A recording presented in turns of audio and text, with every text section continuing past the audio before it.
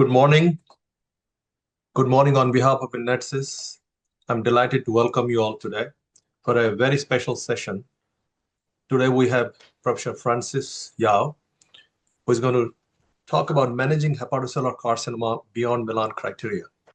Dr. Yao is a professor of clinical medicine and surgery, director of hepatology, a medical director of liver transplant program, co-director, Asian Liver Health Center at the University of California in San Francisco.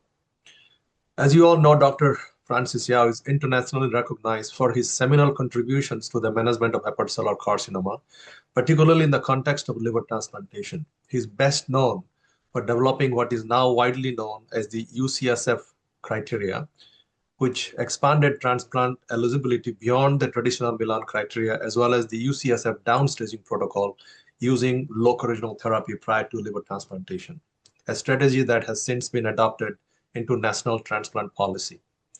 Dr. Yao has authored and co-authored more than 150 original research publications, invited editorials, reviews, book chapters, is a fellow of the American Association for the Study of Liver Disease, was the 2016 Honoree of the Northern California American Liver Foundation, and has been elected as Master Clinician in the Department of Medicine at UCSF. With that introduction, I would like to welcome Dr. Yao and welcome you all for this special session today. Thanks. Good morning, everyone. And, my presentation today is managing HCC beyond Milan criteria. So I think you're all familiar with the Milan criteria based on this seminal publication by Dr. Mazzaferro almost 30 years ago in 1996. And I think that the Milan criteria really established liver transplantation to be a widely accepted treatment for early stage HCC. And these criteria include single lesion up to 5 centimeters, 2 to 3 lesions, none over 3 centimeters. Now, we have evolved over the years in terms of our approach to selection of candidates for liver transplantation. So Milan criteria clearly set the foundation. And then in the next 2 decades, we debated, first in the first 10 years about expansion beyond Milan so that we can offer liver transplant to more patients.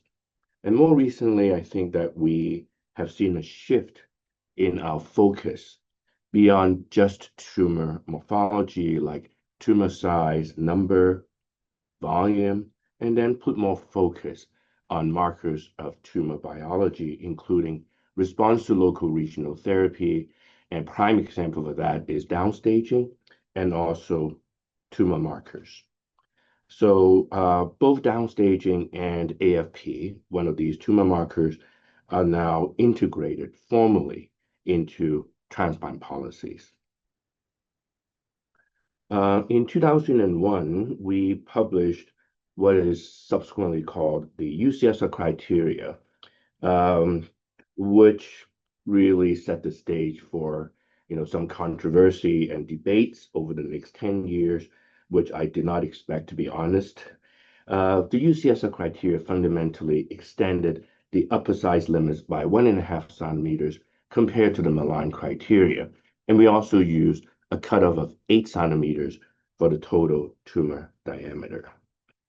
And the idea of expansion has been compared to the Euro metro ticket. So the paradigm here is the further the distance, the higher the price. The further you go beyond Milan criteria, the higher the price you pay for higher risk for tumor recurrence. And you can see many criteria have been proposed. Some of them are just beyond the boundaries of the Milan criteria, whereas others are further down the distance and much more liberal. Now, this metro ticket concept has since been supported by actual pathologic data collected by Mazzaferro himself based on over 1,000 patients using a registry format. As you can see, the greater the tumor burden going to the right, the lower the survival after transplant. Now, within the boundaries of the Milan criteria, the projected expected 5-year survival is in the 65 to 75% range. And the UCSF criteria cover a small area in this metro ticket. The shaded area represent those with tumors beyond Milan within UCSF, and the projected 5-year survival is in the 60 to 70% range. And they also proposed the up to 7 criteria, which means the sum of the total tumor, the largest nodule plus the number of nodules to be equal to 7. For instance, 1 tumor, 6 centimeters, 2 tumors, up to 5 centimeters, and so forth. And the expected 5-year survival is around 60%. Now, why do we want to expand? Okay, so the argument by Honoree and his colleagues is really the principle of survival benefit. The argument here is that transplant beyond Milan criteria offer greater survival benefit than if you're transplanting patient with small tumors within Milan criteria, even at the expense of slightly lower post-transplant survival. The transplant survival benefit concept has since is really the fundamental concept and principle behind extending the indications of liver transplant for other indications, such as metastatic colon cancer to the liver. The survival benefit is so great, even though the overall survival after transplant is lower than what you would expect from transplanting somebody within Milan criteria. So just a few words about local regional therapy. As our waiting time increased, local regional therapy became critically important as a bridge to liver transplantation, even though we don't really have level 1 evidence that these treatments reduce the risk of dropout. And marker model analysis have shown that treatment is cost effective if the waiting time is sufficiently long. And the consensus is that treatment should be done to slow tumor progression if the waiting time is expected to be at least 6 months. Now, this paper by Ellison Kwong, who's a former UCSF fellow, now working at Stanford, look at the national trend in the use of local regional therapy in the United States over the last 20 years. You can see that the application of local regional therapy increased over time, and currently in the US, over 90% of patients receive some form of local regional therapy, whether it's Y90 radioembolization or TACE prior to liver transplantation. An interesting observation in the study is that since 2012, we see a substantial increase in the use of Y90 radioembolization, which parallel decrease in the use of TACE prior to liver transplantation. And in an updated analysis by Riyad Salem, Y90 now surpassed TACE as the most commonly used local regional therapy in the United States before liver transplantation. As I mentioned, we have seen a shift in our focus in candidate selection rather than just relying solely on tumor morphologic parameters like size, number, and volume.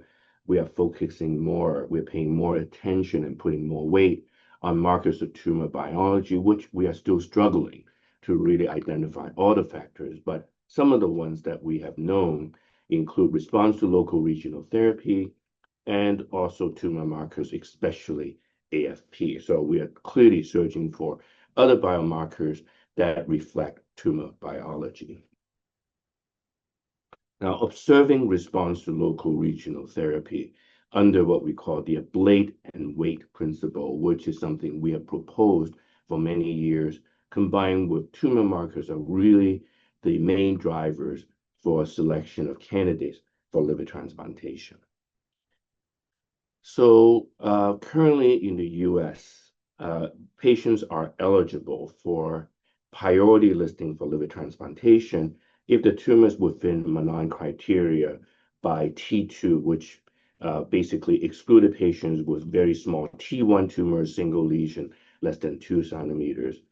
And the other group that is eligible for automatic MELD exception and priority listing are those with tumors that have been successfully downstaged to within malign criteria using initial tumor burden meeting the criteria proposed by our group at UCSF. So what exactly are we looking at in terms of downstaging, to expand criteria at the same time looking at response local regional therapy as a selection tool? So downstaging really combines both response to local regional therapy and expanded criteria. It is defined as reduction in the size of viable tumor using local regional therapy to meet acceptable criteria for liver transplantation. And the tumor response should be based on radiographic measurements of the size of only the viable tumors and not including the area necrosis from local regional therapy. As I mentioned time and time again, this is really a selection tool for tumors with more favorable biology that respond to downstaging treatment and expected to also do well after liver transplantation. Downstaging is dear to my heart. This is something that I have done for 20 years, and we developed a protocol back in 2002, and the inclusion criteria are shown as follows: that no vascular invasion on imaging. We extended the tumor upper limit to 8 centimeters beyond 5 centimeter for a single lesion, and then 2-3 lesions up to 5 centimeter total tumor diameter up to 8. And we also included patients with 4 or 5 lesions, none greater than 3 centimeter, and the same cutoff in the total tumor diameter. So don't get confused. This with the UCSF criteria is a little bit different. The upper limit is a little bit higher, like 8 centimeter single lesion and 5 centimeter for 2 to 3 lesions, and then also include 4 or 5 lesions. Now, this is a very thoughtful paper by Mazzaferro on how to prioritize HCC patients for liver transplantation based on urgency and utilization. Patients successfully downstage to meet transplant criteria are at the top of this proposed prioritization scheme, since these patients would likely derive the greatest transplant benefit. So to do downstaging, we need a structured approach with well-defined staging definitions, and these criteria are critically important. You need to define the initial tumor burden to be eligible for downstaging, the type of local regional therapy, the target tumor stage, endpoint, which typically is the malign criteria, and also the transplant exclusion criteria. The target tumor stage and the exclusion criteria may be variable depending on how people want to do it. But the principle, one very important principle here is that you have to mandate a minimal observation period. We use 3 months to observe for tumor progression without treatment before we proceed with liver transplantation. Now, just summarizing some initial data on downstaging, they were exclusively from single center experience. In this systematic review and pooled analysis by Nihar Parekh, there's a wide range in the probability of successful downstaging, primarily because there are no uniform inclusion criteria.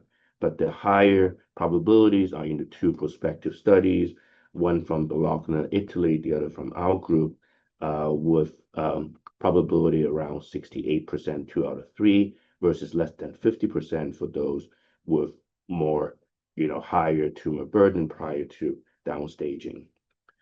This is showing that there's also a wide range in the rate of tumor recurrence after liver transplant for downstaging, average about 15-16%. This is an example of a patient who has a large 8-centimeter tumor undergoing downstaging, and this is a patient that we treated earlier with TACE. You can see the large tumor here, and then after a couple of TACE sessions, the tumor is already within malign criteria, looking at only the viable portion of the tumor and not counting the area of necrosis from TACE. So the patient is already within Milan criteria and successfully downstage here. But our approach is really to continue local regional therapy unless we achieve complete necrosis. And that's possible as our waiting time is pretty long. But at the same time, when you achieve total complete necrosis, you expect the outcome to be even better after transplant. So this is the latest publication of our downstaging experience at UCSF. Total of 118 patients enrolled. We excluded patients who underwent living donor transplant. About a third had dropped out from the waiting list. 64 patients ultimately underwent liver transplantation after successful downstaging, and we mandate a minimal observation period of 3 months prior to liver transplantation. And our follow-up, median follow-up is close to 4 years, and we observe very low rate of tumor recurrence, less than 10%, 5-year post-transplant survival, close to 80%, and then the intention to treat survival, which take into consideration waitlist mortality was acceptable at 56%. And then recurrence rate is very low, 5-year recurrence-free probability was over 90%. So based on this study, the protocol is adopted as a national policy. And we also compare the downstaging group with the Milan group, and you can see the 5-year post-transplant survival nearly identical at about 80%. So not every patient would benefit from liver transplantation after downstaging. This is the first multi-center study reported by Neil Mehta from our group, and we evaluated factors associated with treatment failure, which we defined as dropout because of tumor progression, liver-related death without transplant, or post-transplant tumor recurrence. In multivariable analysis, we identify 2 factors to be independent predictors of treatment failure, including Charles B and C cirrhosis versus Charles A, and also high AFP at least 1,000. And what we found was that patients having both of these risk factors, AFP at least 1,000, Charles B, C cirrhosis, the treatment failure rate is 100%. Okay, so as opposed to those with 1 risk factor or no risk factors. So these patients should be excluded from consideration of liver transplantation. So when you see a patient with very high AFP and they have poor liver function, Charles B and C cirrhosis, I think that is unrealistic to try to transplant these patients with downstaging.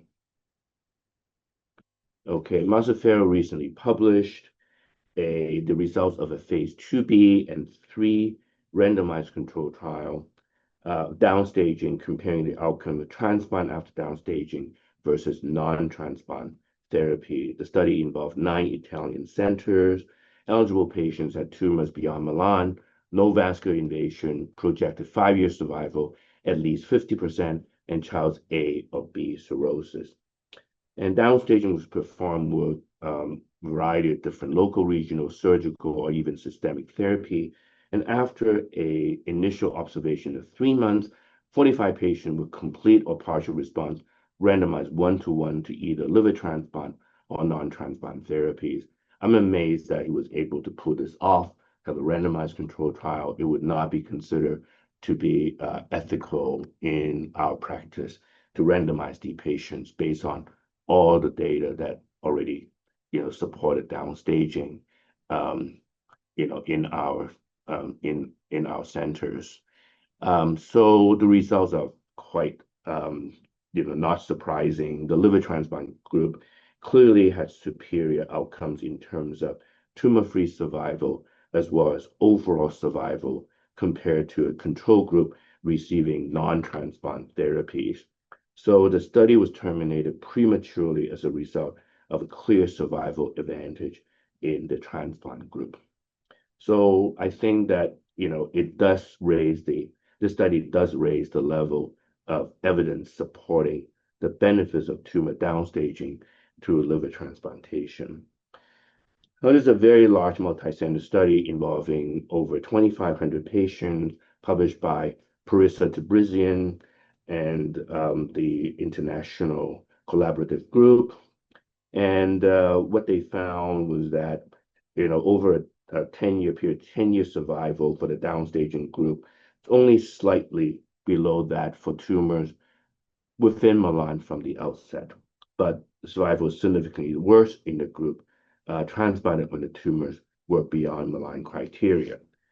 And the tumor recurrence rate was similar between the downstaging group and the Milan group, significantly higher in those beyond Milan prior to liver transplantation. And we have established a consortium to prospectively evaluate tumor downstaging before liver transplant across different regions in the US. And we call this MERITS-LT, which stands for Multi-Center Evaluation Reduction in Tumor Size Before Liver Transplantation. And these are the 9 participating centers. And in our first publication from the MERITS-LT consortium, the intention to treat outcomes of 209 patients were analyzed, and we found that the 2-year probability of successful downstaging was close to 90%. So, it really addressed the concern that, there's, center effect and things like that. There are actually similar results across all centers within the consortium. And we observed no significant difference in probability of successful downstaging between TACE versus Y90, although the number of patients receiving Y90 was relatively small at the time. And one of the most important observations here is that we can do better. Tumor downstaging based on explant tumor stage beyond Milan was observed in over 40%. And we also found that the sum of the number of viable tumors and largest tumor diameter on the last imaging was the only significant predictor of downstaging. So perhaps what we need to try to do is to provide additional local regional therapy to reduce the viable tumor burden as much as possible, ideally complete tumor necrosis before transplant that may reduce the understaging rate. So the updated BCLC staging in 2022 was the first time that they recognized and integrated both expanded criteria and downstaging into that treatment algorithm. So kind of feel vindicated that, the work that involved expanded criteria and downstaging finally got recognized in the BCLC. It takes 20 years to do that, but finally it kind of, we achieved that.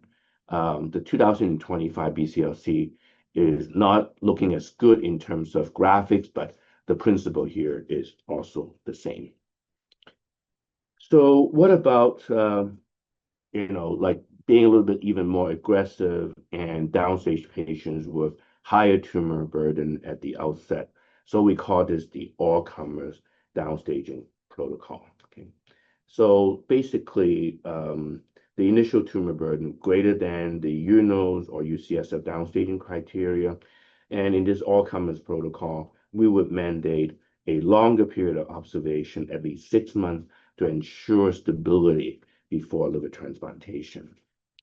So in our early experience with all-comers protocol, we included 74 patients, and then about 2/3 could be successfully downstaged to within Milan criteria. So it's not a matter of whether we can downstage them. The challenge here is whether we can transplant these patients after the initial downstaging. And we observe a very high dropout rate, primarily because of very long waiting time in our region back then. Okay. So ultimately, only 10 patients out of the group could be successfully transplanted after downstaging.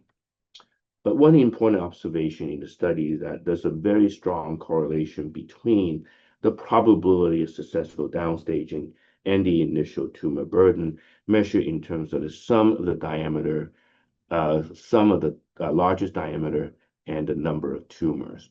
You can see that this probability of successful downstaging does an incremental decrease with higher tumor burden, and it drops below 50% if this tumor burden, sum of the tumor number and largest diameter, is 12 or higher. So it brings up the point that you have to set some kind of a limit and goal in terms of what's the probability that you can downstage patients successfully to transplant based on the initial tumor burden.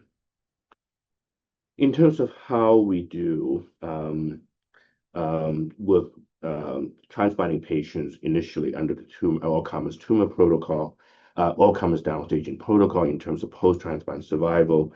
This is the analysis on UNOS data, and the 3-year post-transplant survival was similar between the groups meeting Milan and the UNOS or UCSF downstaging criteria, but slightly lower in the all-comers group compared to the Milan group. So this slide really summarized the variation in the waitlist dropout according to total tumor diameter, the baseline AFP, and MEL score, whether it's 10 or 20. There's a marked difference in terms of the waitlist dropout. Okay. At a MEL score of 10, you have a realistic chance of limiting the waitlist removal rate to 25-30%. This is realistic across AFP levels and total tumor diameter. When you go to a MEL of 20, it is much more challenging. You can see that there's very low likelihood of limiting the waitlist removal rate, to less than 1/3, across all levels, even at very low levels of tumor burden and also AFP. So how sick the patient is really important in terms of how realistic you can achieve successful downstaging. So just using an example, patient with total tumor diameter of 10 and AFP of 100, probability of dropout was about 25 to 30% if the MEL is 10, and it's 50% when the patient has a MEL of 20. So the MERIT-LT Consortium published the early experience of outcome under the all-comers protocol, 82 patients in this group versus 230 meeting the conventional downstaging criteria. And the overall probability of successful downstaging was lower in the all-comers group at 70% versus 86% for the conventional downstaging group, and lower 3-year intention to treat survival with the all-comers group. And as you can see here, child B, C, only predicted waitlist removal with 3-year intention to treat survival, only 23% versus 66% for those with child A cirrhosis. So again, illustrating that the baseline liver function is really the key in selecting patients for downstaging. We have recently published our 5-year post-transplant data on downstaging using the all-comers protocol. This is from the MERIT-LT Consortium. You can see that the all-comers group had a lower 3-year probability of successful downstaging at 70% versus 87% for the conventional downstaging group. And then we confirmed the early observation there is a gradient, a correlation between tumor burden at initial presentation and the probability of successful downstaging. You can see that this probability is only 39% for patients with some number of lesions and largest tumor diameter over 12. So, really confirming the earlier observations. And, but once you are able to get the patients to liver transplantation, the post-transplant outcomes actually, quite good, comparable to those, transplanted with the UNOS or conventional downstaging protocol at over 70%. We observe a higher 5-year probability of tumor recurrence, 35% in the all-comers group versus less than 20% in the conventional downstaging cohort. So based on what we have learned, we should realize that there are upper limits in the tumor burden beyond which successful liver transplant after downstaging becomes an unrealistic goal. You expect that for patients with, under the all-comers downstaging protocol, we expect a higher rate of waitlist removal, lower post-transplant survival, although only slightly, and higher rate of post-transplant tumor recurrence. But I think that the all-comers protocol, is still feasible, particularly in regions if your center has very short waiting time, and also with living donor liver transplantation. So this is what, this is my personal approach and opinion on, who you should include or exclude for downstaging. So if you like to stick with the conventional, the UNOS or UCSF downstaging criteria, then I think that you should consider excluding patients with child C cirrhosis, high bilirubin at least 4, and then those with very high AFP, at least 1,000 with child B C cirrhosis. They have 100% failure rate, so they probably should be excluded from consideration of downstaging. And then we exclude patients with vascular invasion, imaging, infiltrated tumors, and other contraindication to liver transplantation. If you want to go beyond the UCSF downstaging criteria under the all-comers protocol, we should be realistic and set an upper limit in the tumor burden to achieve at least 50% probability of successful downstaging, which correspond to sum of the tumor diameter and largest tumor diameter and the tumor number of less than 12, based on this recently published study. And we also propose excluding patients with child B and C cirrhosis, bilirubin at least 3, and a MEL score of 20 or higher. So is there a role for downstaging of tumor in living donor liver transplantation? So to answer that question, I think it really depends on where you set the target tumor stage for transplant. If you're already transplanting using very liberal criteria for living donor transplant, there is no point of going further beyond and then downstage them to your target tumor stage, unless you try to use that for patient selection, which is what we do at our center. Our protocol is to downstage to within UCSF criteria for living donor liver transplant. However, our numbers are really too small to share our experience. So combining immunotherapy with local regional therapy, HCC, is a very hot topic. Considering the EMERALD-1 study and LEAP-012 study showing initial encouraging results. So this is a multi-center international study investigating combination therapy, the addition of atezo-bev immunotherapy to local regional therapy, mainly for downstaging. Data still limited. This is a small study involving only 17 patients, all except one patient beyond Milan, at baseline 5 within UCSF criteria, and the rest were outside UCSF criteria. And the addition of atezo-bev after local regional therapy allow a additional 40% or 7 patients to be downstage to within Milan criteria. And overall, 94% achieved complete or partial radiologic response, 88% achieved pathologic response, nearly half with complete necrosis, complete tumor response. The 3-year post-transplant survival was 88%. Only 2 patients experienced mild graft rejection managed with medical therapy.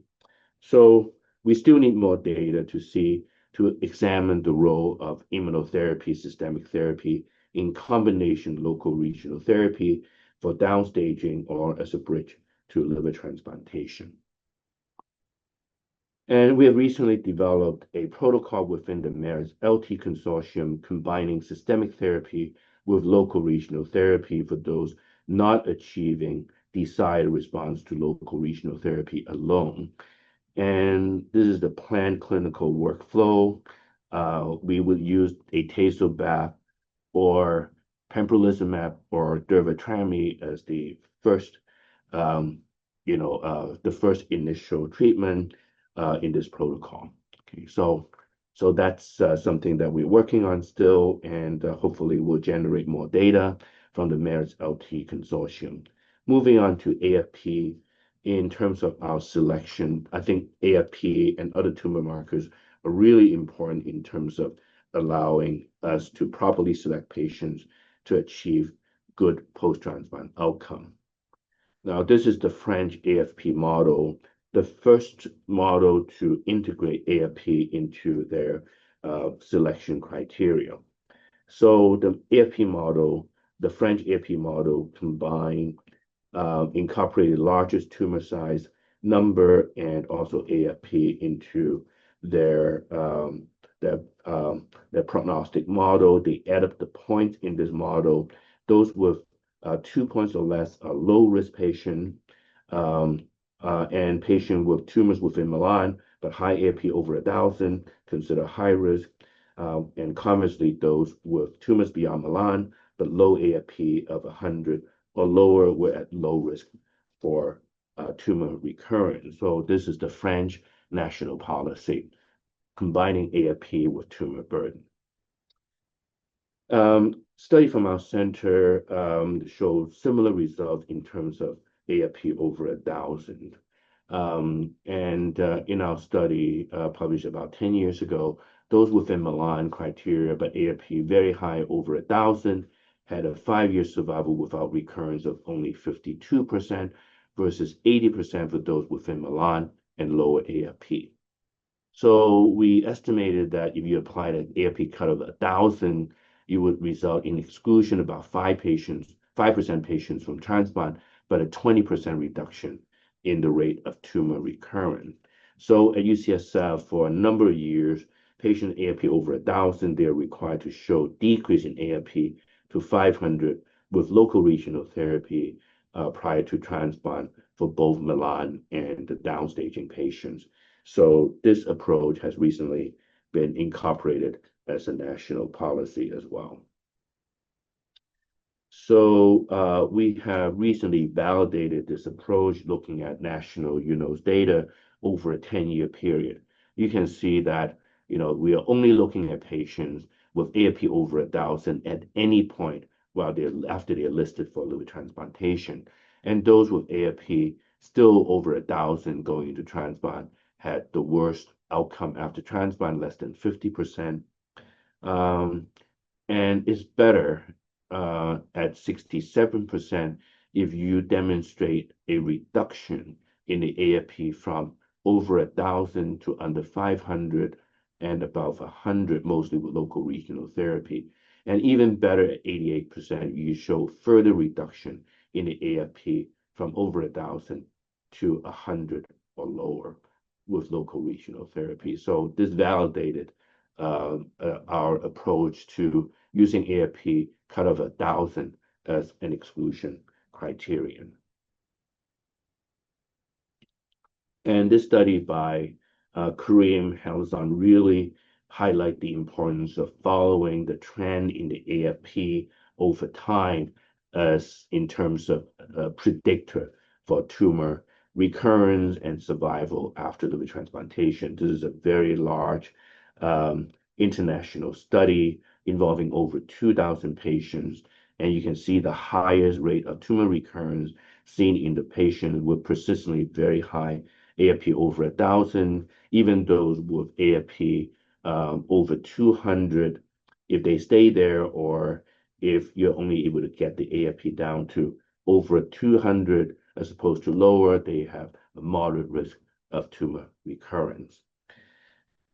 And this is the Metro Ticket 2.0. AFP is now combined with the sum of the tumor number and the largest tumor diameter in the estimation of post-transplant survival for HCC, further highlighting the importance of AFP as a prognostic marker. So, for instance, if you look at patients within Milan criteria, the AFP threshold should be about 500 in order to maintain a 5-year post-transplant survival of over 60%. And this threshold is even lower at about 200 for tumors within UCSF criteria to preserve the same post-transplant survival of at least 60%. Okay.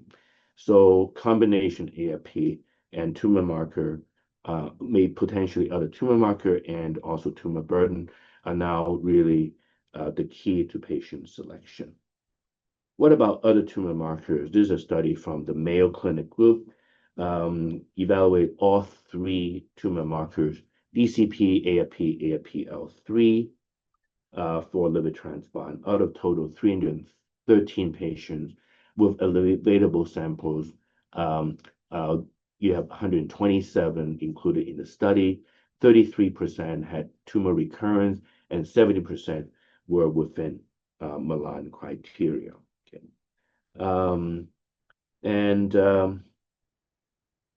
It's interesting that those with high AFP, at least 250, DCP at least 7.5, they have the highest risk of tumor recurrence. And patients with high DCP but lower AFP using the same cutoff also had substantially higher risk of tumor recurrence. Now, AFPL3 percentage and absolute AFPL3 also significant predictors of tumor recurrence. AFPL3 at least 35% and DCP at least 7.5 had higher hazard ratio area under the curve compared to AFP at least 250. So that's a signal that these markers, AFPL3 and DCP, may be slightly better than AFP in terms of predicting outcome after liver transplantation. And we recently published preliminary data on a prospective study looking at the influence of AFPL3, DCP on post-transplant outcome.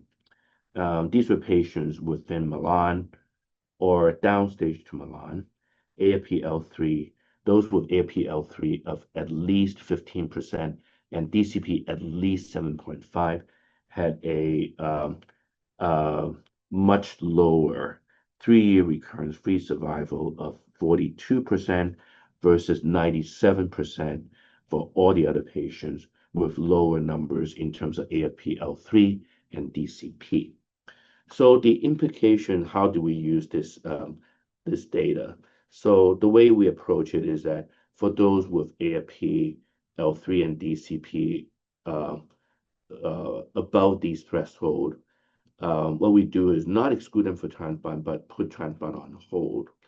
Apply more local regional therapy. There are still residual viable tumors, and then continue these treatments until you see a decrease in the AFPL3 and DCP before we would reactivate these patients for liver transplantation. So that's really our approach.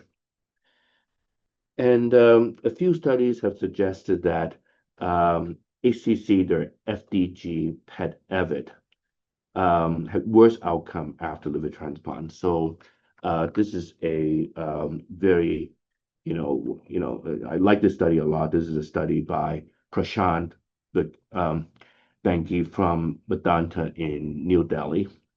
And they evaluate combination of AFP, FDG PET, and UCSF criteria in terms of discrimination for prognosis after living donor liver transplant. The study involved 300 patients, and more than 50% beyond Milan and 43% were beyond the UCSF criteria. And so more than 50% of these patients, basically were with beyond Milan or UCSF criteria in a multivariable analysis, AFP at least 100 beyond UCSF criteria, and FDG PET EVIT tumors are independent predictors of tumor recurrence. So these are the 3 factors. So they classify patients into low risk, moderate risk, or high risk based on combination of these 3 risk factors as shown here. And they clearly observe a big difference based on this classification. 5-year recurrence-free survival went from 89% in the low-risk group to 71% in the moderate-risk group to only 41% in the high-risk group. Okay, so this is a really interesting study. And so now we have, in addition to just tumor burden, we have tumor markers, PET, and perhaps other, markers, biomarkers to help us, select better patients for liver transplantation. And so this is a summary of some selected prognostic models that have been proposed. The U.S. national policy requires tumor burden to within Milan or downstage to Milan, and those with AFP of at least 1,000, they're required to show a decrease in the AFP to less than 500.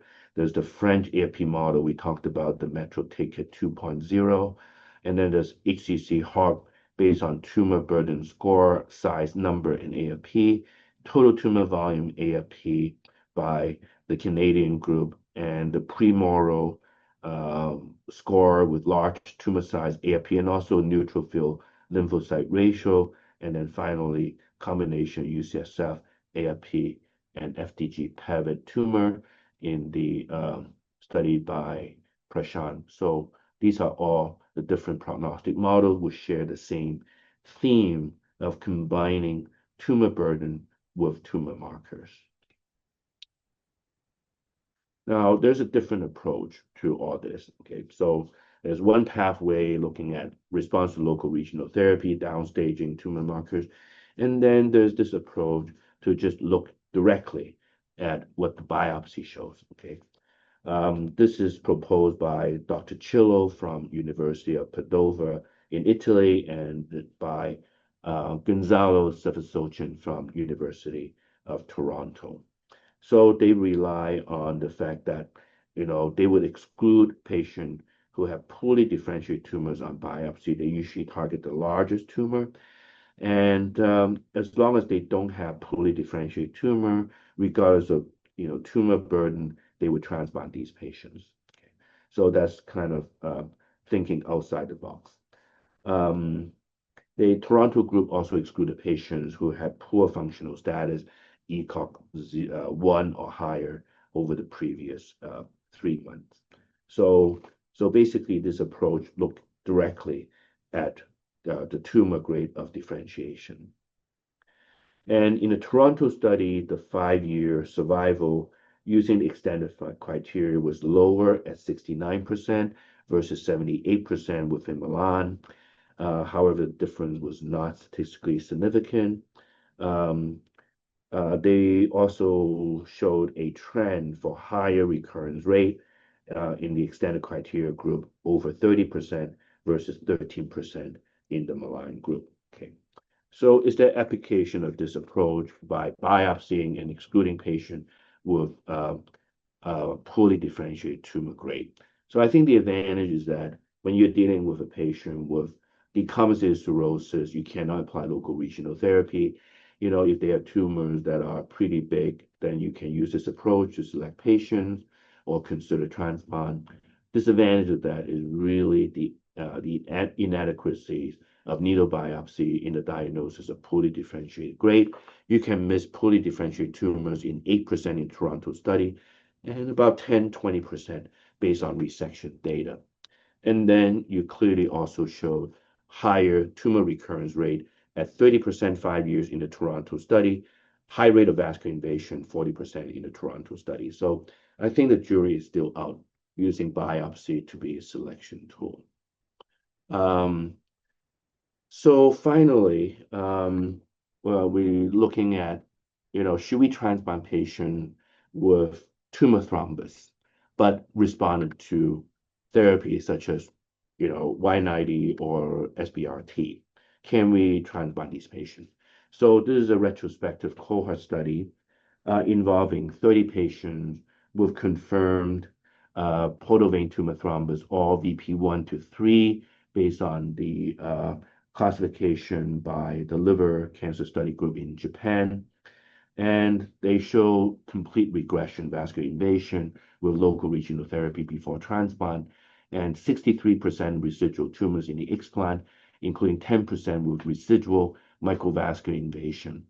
And they observed 5-year post-transplant survival of 60%, recurrence-free survival 56%, and then recurrent HCC occurred in 11% of patients who had low pre-transplant AFP less than 10 versus 50% with higher AFP. So there's a lot of interest about transplanting patients who had portal vein tumor thrombus, but had basically show complete regression or response after local regional therapy. There's a study also from the Medanta group in New Delhi with Professor Sohn as the lead author. And so this is the experience living donor transplant following downstaging of HCC associated with portal vein tumor thrombus, 25 patients. Majority of these patients had segmental or VP1 to 3, and among these patients, 25 were downstage with Y90 and TACE or SBRT, the other 21 transplanted without any downstaging.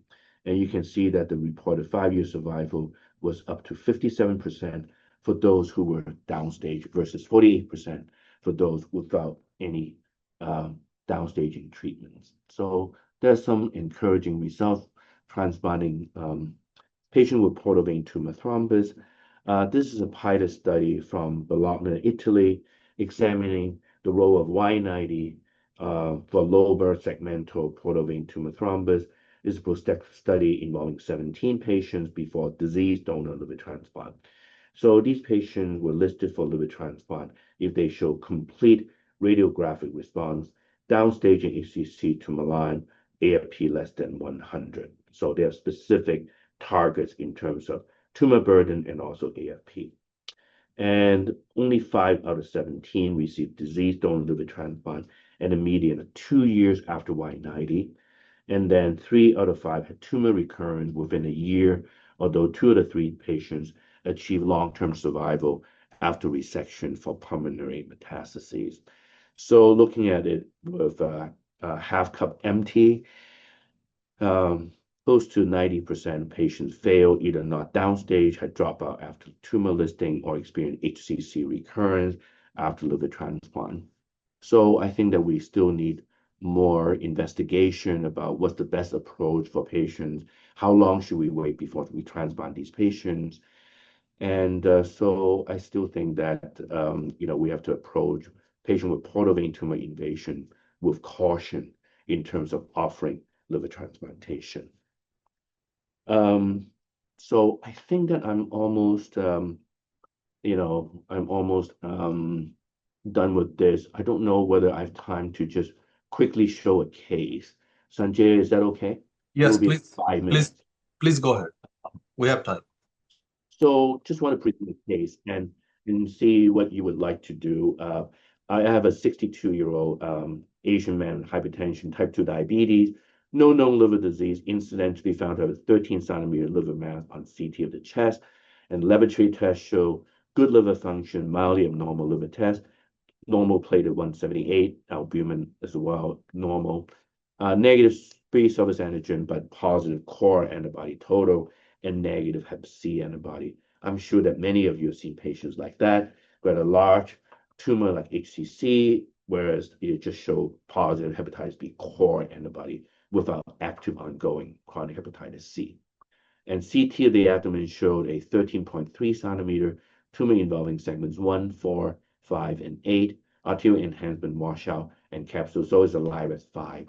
There's no vascular invasion. Tumor markers are really bad.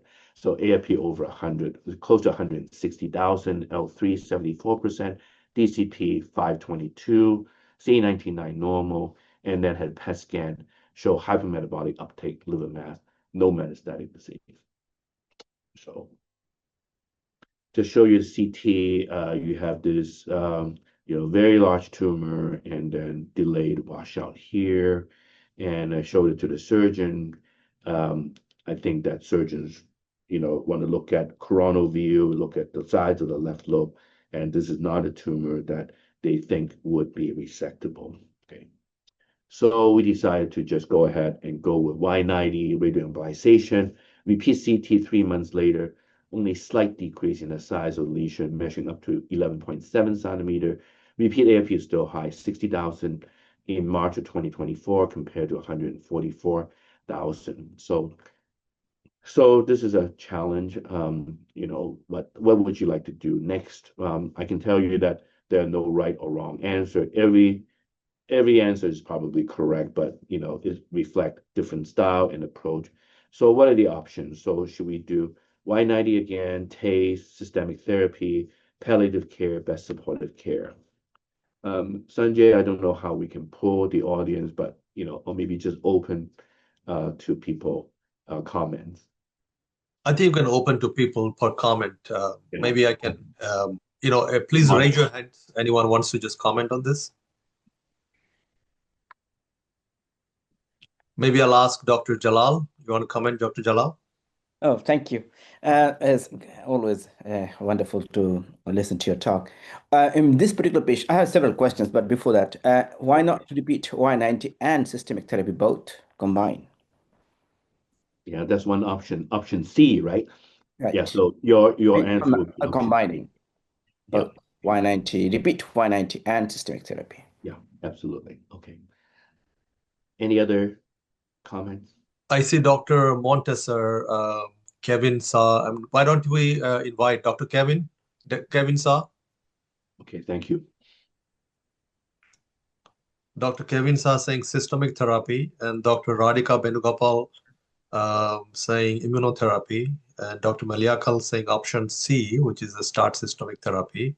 And Dr. Montesor saying, so many systemic therapy options are here, including particularly immunotherapy.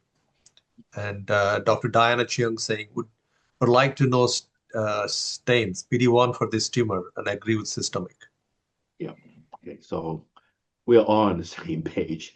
So, like the challenge is really when to do it, but clearly, the approach here that's recommended by a lot of reviews and guidelines is to consider systemic therapy after we show lack of response or incomplete response to local regional therapy. So he was started on a TACE bath.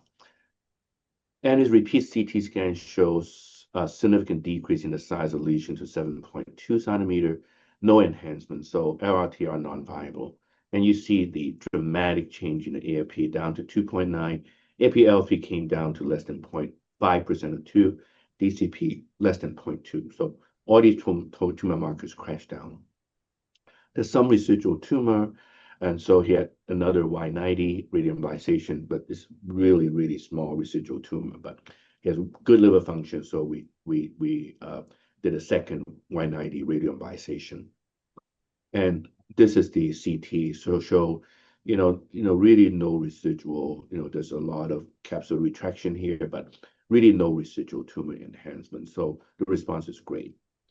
And he was not really considered for liver transplant initially, but this response is so, remarkable and dramatic that we actually approached him for liver transplantation with some observation period, and he agreed. And our transplant committee, even though the tumor burden was so high, we also approved him for consideration liver transplantation. So he was listed for transplant and got MELD exception, through a petition process. And this is in the all-comers protocol, even though the initial tumor size was so high. And then, when he was close to the top of the waiting list, we stopped the TACE bath. So to allow a washout period at least 3 months before liver transplant, and also allow us to observe a tumor progression of systemic therapy. And he continued to show stability, no tumor progression, no residual tumor, and he was transplanted. Pathology only showed a 0.4 centimeter residual tumor that was mildly differentiated, and there was no vascular invasion. So we just transplanted this patient a few months ago. So we'll be very interested to see what the survival is, what's the risk of tumor recurrence. But based on this lack of residual tumor, only 0.4 centimeter, nothing, really concerning in the explant, we think that he would do actually very well. This is more an exception than a rule, but occasionally we see some patients who have such dramatic response to, in this case, particular to immunotherapy. I think that immunotherapy can be a bridging treatment to transplant. I think we need more data. So this is a kind of exciting time when we have more tools for us to assess tumor response and more options for patients to get to transplant. So in closing, I just want to quote this from Confucius: "It doesn't matter how slowly you go, as long as you do not stop." And thank you very much for this for allowing me to give this presentation. Thank you. Dr. Yao, thank you so much. Really fantastic talk. I think we'll keep it open for further discussion. Kind of it opens up a lot of questions. I'm sure many of our audience already kind of formulated their questions. I'll tell you a similar case in my institution as well, with the patient actually had a initial diagnosis of hepatitis B, large tumor, resected out, had a recurrence, and then we had a vascular invasion in this patient. That was vascular invasion. Considered not a candidate, but we pursued immunotherapy. And after that, had a complete response. And about a year later, he didn't tolerate the treatment well enough. That was discontinued. But by that time, he had a complete response. And he stayed without any recurrence for almost a year. At that point, he had cirrhosis, of course. So we pursued for a transplant, and denied it, obviously. And we went to appeal and then finally got an approval, and we transplanted. So far, it's already a year and a half out and no recurrence. So there are cases like this. I think we'll learn more of this immunotherapy as this is kind of early stage. Probably immunotherapy is a way to bridge many of these patients beyond all these criteria that we have so far. But with that, I'll open it for further discussion. Totally. Start with Dr. Jalal. You had many questions you said, so I'll start with you. Thank you. No, as you mentioned, immunotherapy is coming a long way. The reason I mentioned about combining immunotherapy with Y90 for your particular case, because this particular case obviously have been in the context, probably immunotherapy worked out very well, but if the patient has got MASH, immunotherapy may not be as effective all the time. So I have several questions. The first question is, in that particular case, did you consider SBRT, because it's coming up in a big way as well, although we need more data? Now, apart from that, why do you think the UNOS is still sticking to Milan? I'm not talking about downstaging. Downstaging UCSF is definitely accepted. But in general, for exception, why do you think UNOS is still sticking to Milan? And what's the experience nowadays? I feel that we are very selective for whatever reason. Maybe all these treatments are getting better pre-transplant. The recurrence rate is going down. Do you think, what's your experience about the post-transplant recurrence right now? Yeah, these are all really important questions, Dr. Jalal. This is a question I've asked everybody for the last 25 years, why we still stick with Milan. And I was like in the, center stage for this debate for the first 10 years. I think that, generally, the community, the transplant community, so far, feel comfortable with a more conservative endpoint for transplant being Milan criteria. And I think that individually, some centers, whether it's within UCSF or outside UCSF, they use more liberal criteria for sure, even without, any treatment. But I think that the idea of, staying with a more conservative endpoint, but applying downstaging, that's, I think, an approach that seemed to work, and that seemed to, limit the recurrence rate to maybe 15, 20%. I still observe a recurrence rate like that. I think that there are other factors of which I did not touch on, but how long you have to wait before transplant is also a factor there. So if you belong to a transplant center that has very short waiting time, right now the UNOS policy is mandate wait of at least 6 months before they get priority, which is actually not a bad idea because you have time to observe for biology. Whereas in our center, we still have wait time up to like 2 years for blood type O. So a lot of these patients, they wait too long and tumors start to progress. And so you may not have the best outcome. There's kind of a wait time sweet spot that we at one point, say, 12 to 18 months may be the best. Beyond 18 months, you're really getting into trouble that some tumors can wait. The other thing that addresses that, so I think that some of the tumors within Milan, they don't really need transplant. For instance, you have a single lesion, 2 to 3 centimeter, Yeah, normal AFP with after locoregional therapy. right. Why, these patients really don't need to be transplanted early. So I think that, like rather than liberalizing, criteria, I think that we need to do a better job in terms of prioritizing, those patients, whether it's within or being downstage. Some patients need high priority points. So that's evolving now with the UNOS policy. I think that there will be a scoring system to allow, Mm. some patient within transplant criteria. Some would be asked to wait a little bit longer than others, depending on these parameters.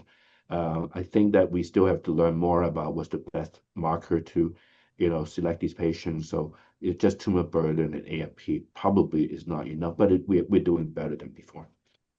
And what about the SBRT? I think definitely we're seeing more data being evolved. For our experience, even though we kind of a center that use Y90 a lot more than SBRT, although that's still an option. It's I think that it's as we see more data, SBRT probably has you know has a bigger role. And in some centers, they really swear by SBRT being a really, really good treatment. And I believe that. We just need to see more data. I think what we are doing also is that SBRT allow us to treat some of the borderline candidates with higher bilirubin and all that. So I feel bad that we're sending those, those higher risk patients for SBRT, but they help us in getting some of the patients to transplant. If they have like higher bilirubin that exceed the criteria for TACE or Y90. So one of the quick question, it's out of the context, obviously. So what's your policy in your center about intrahepatic cholangios? And UCSF is a big center. You guys, Yeah. So what's your policy over there? yeah, I know it's, yeah. So yeah. we see very few patients like that. Mm. I see a lot more patients that have large intrahepatic that are clearly not transplant candidates. So the transplant for intrahepatic cholangiocarcinoma has now evolved that we are able to get exception for those patients if the intrahepatic cholangiocarcinoma is under 3 centimeters, Mm. biopsy proven. Mhm. So we use 3 centimeter and some data said 2, but I think 3 centimeters is probably reasonable. But we have to be really careful because these patients generally don't do as well. The data on this is still relatively limited for transplant. So one of the quick question comment, it's evolving fast, but do you feel that we are coming back to doing liver biopsy for genotyping or we talk about aggressiveness clinically, but before you put a systemic therapy, we are like what you do in cholangio or lung cancer. Do you think that this molecular subtyping will play Mhm. a big role in future in selecting which chemotherapy you are going to go? Yeah, that's a really a great question. I think we struggle with this approach for so many years that there's some fantastic data about pathologic, molecular profiling and things like that in terms of prediction of outcome. The problem is, how do we get that reproducible with just needle biopsy. Okay, so this data is usually on like pathology in the explant, but in practical, in clinical practice, it's just really difficult to do based on needle biopsy. We just don't get enough samples, large enough samples to do these really sophisticated, testing for this to be a reliable way of selecting patients before transplant. So like if we are able to have better techniques, getting enough tissue for these patients, sure, but I think that is not going to be, widely used in clinical practice. Thank you. Thank you. Among those Thank you lines, for the questions.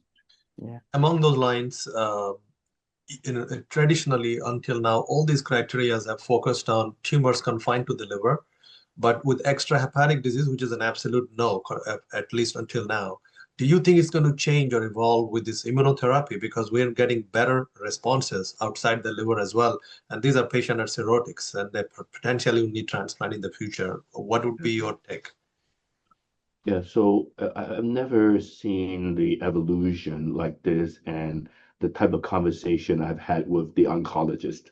The oncologist said, my patient is responding so well to systemic therapy, that, the next 5 years, his survival is 70%. Why are we even bothering with transplanting these patients? So this is the first time I've encountered a conversation like this. So there's still a lot to be learned. Should we actually do a transplant of somebody who responded really well, that 20% who had a dramatic response? They may not need transplant, but I still argue that for some of these patients, transplant offer better survival outcome. We're achieving like 80% 5-year survival in some of these patients who had complete response going into transplant. So I still think that transplant is the first line treatment for those patients. But that's a good question. I think that only time will tell. Like if they respond so well to systemic therapy, do they do well? I think that I will be a little cautious about transplanting patients who had initial metastatic disease, but the paradigm may shift over time in terms of what we find from further investigation. So. Thank you for that. And another question I have is the alpha fetoprotein L3 percentages. So do you also look for AAP total in those patients who has a higher percentages of AAP L3? Let's say they have normal AAP total level, the L3 is higher percentages. Are they still at higher risk? That's a good question. We think so. Yeah, at least based on data. We are going to look at more, longer follow-up on that study. But we think that the APL3 percentage being high for somebody with normal AFP is probably not as bad, but at least we can't tell the difference because small numbers for those versus those with higher numbers. So clearly higher numbers are worse. But APL3, regardless of the total, at least in our preliminary analysis, still predict a higher risk, although I think it's probably not as bad. But I don't know the answer to it. So we need higher number of these patients in our study to really tell the difference, to answer that question. Thank you. I think Dr. Murat Akhildis have a couple of questions, looks like. Dr. Murat, please.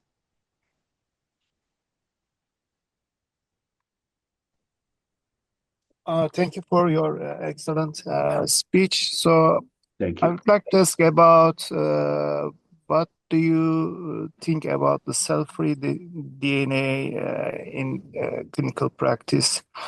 Do you think they will helpful for us for daily clinical practice about the standardization issues?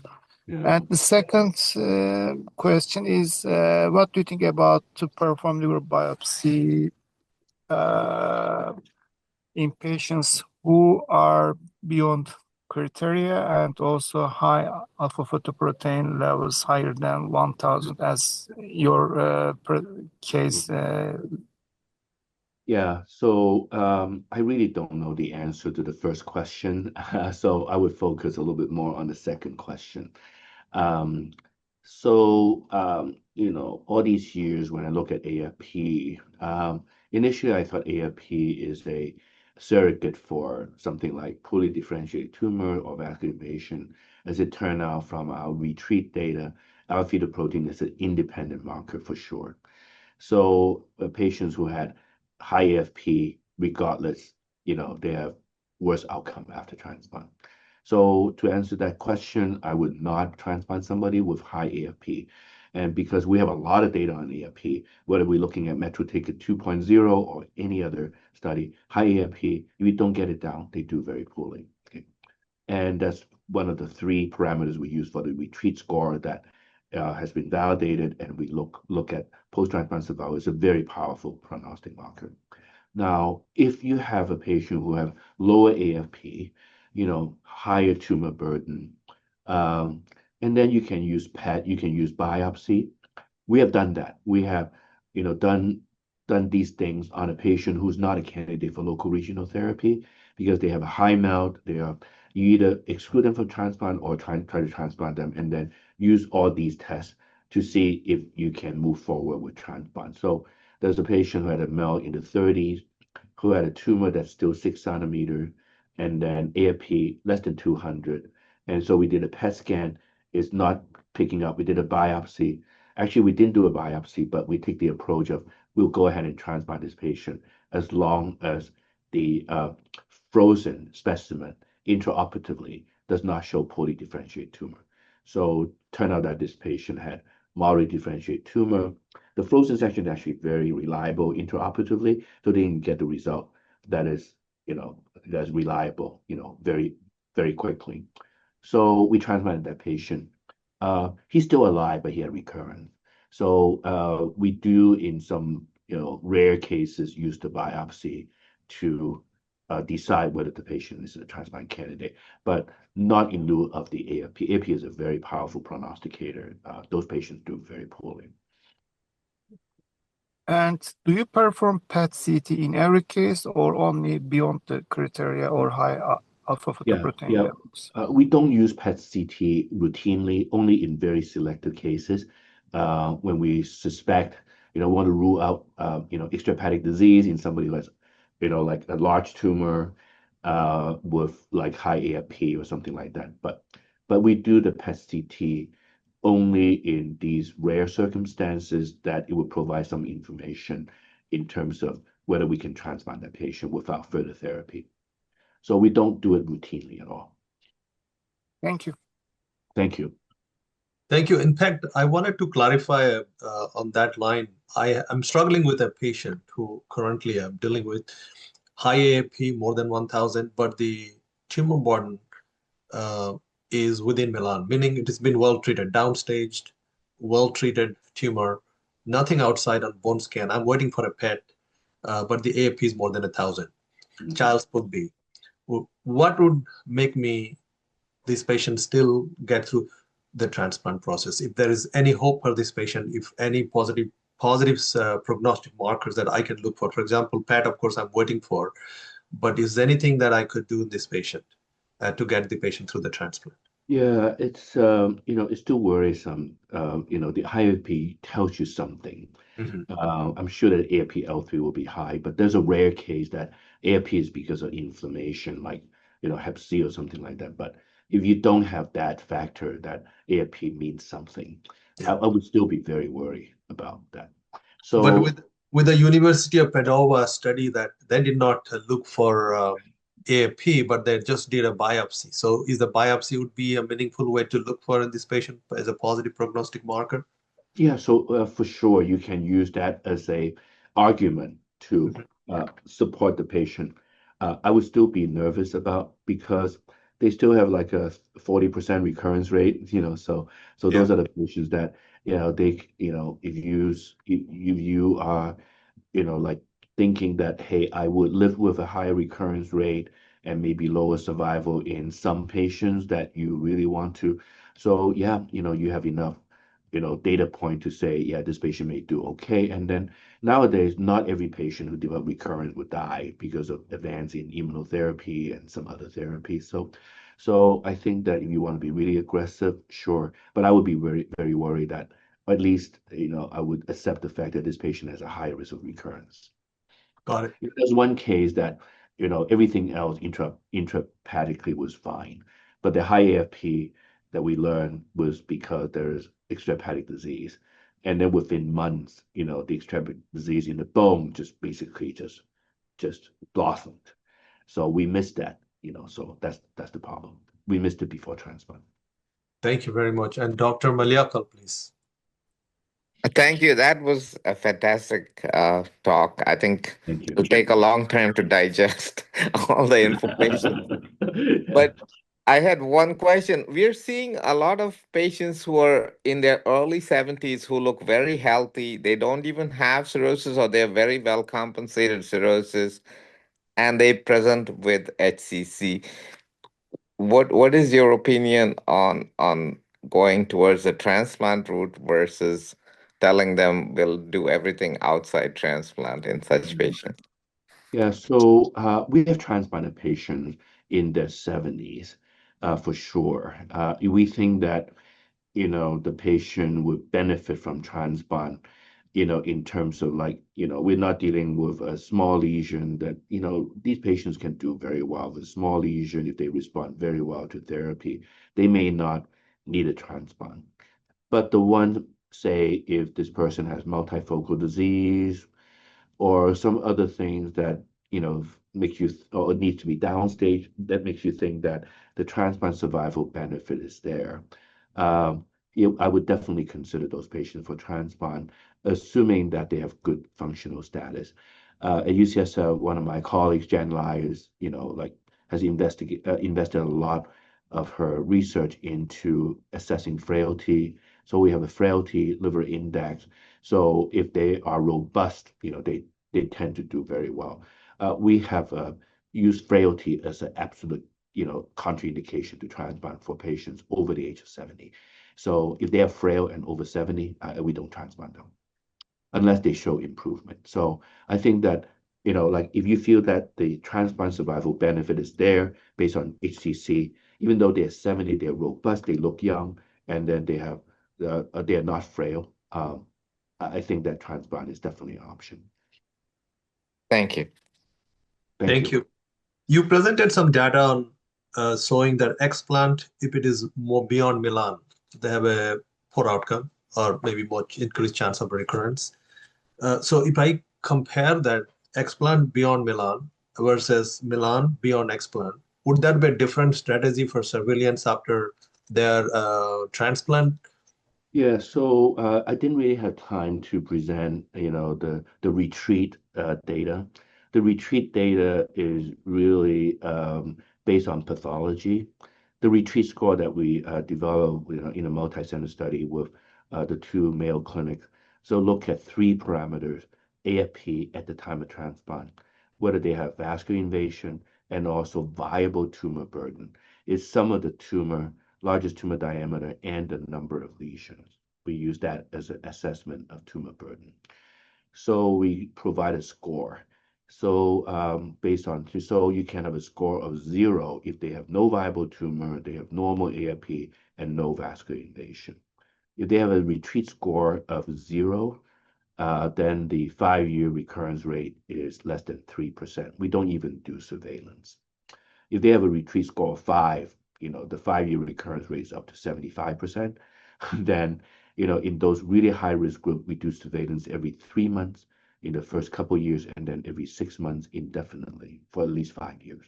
So we kind of, this is all arbitrary, but we kind of, use the score to say, some patients we do surveillance for 2 years and then that's it, and then some we do surveillance, longer for 5 years at least. And some we don't even do surveillance, although it's a little bit nerve-wracking, but we're coming with some data to see how that approach works. So we use the retreat score. So if somebody's beyond Milan, if they have other bad factors too, then the risk of recurrence is much higher. So we do more frequent surveillance. Thank you. One other question I have before I go to Dr. Murad, I think he also has another question, is recently histotripsy has come as a way to breathe as well as sometimes downstage as well.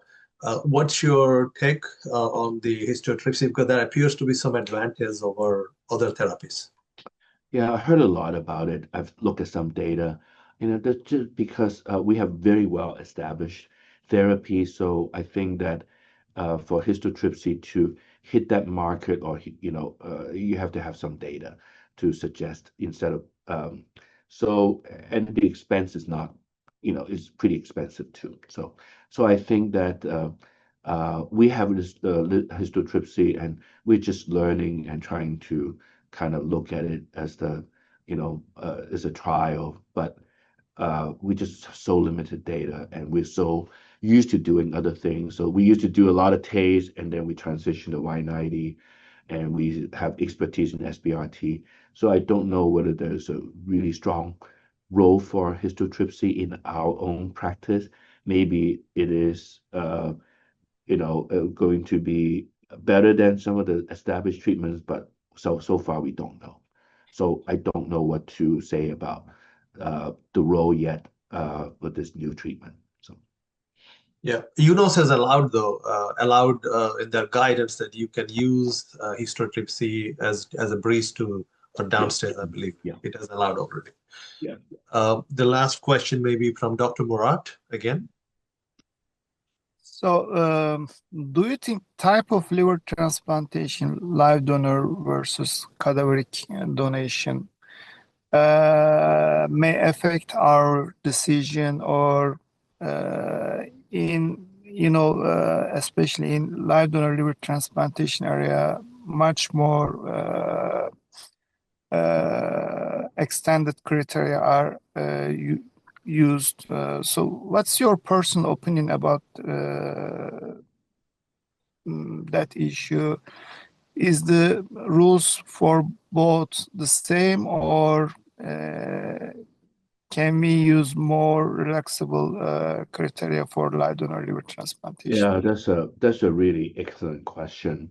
I struggle with coming up with a good answer for many years.